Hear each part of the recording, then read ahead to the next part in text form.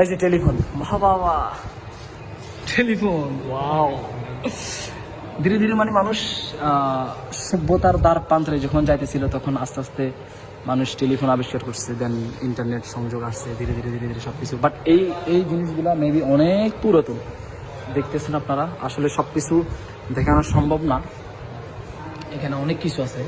দেন এই যে তামার তৈরি রাজপ্রাসাদ,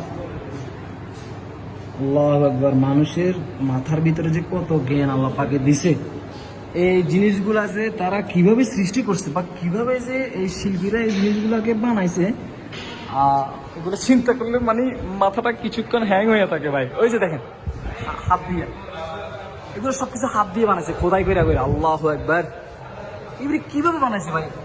এই যে এত সুন্দর সুন্দর শিল্পগুলা, আল্লাহু আকবার। যাই হোক, যারা শারাপ পান করবেন তারা দেখেন, এই যে এটার ভিতরে শারাপ রাখতো, মানে মদ, ওয়াইন ওয়াইন। এই যে গ্লাস, এটার ভিতরে ঢাইলা খাইতো। সিংহাসন, এটা কিটা? বরিশালে পাওয়া যায়।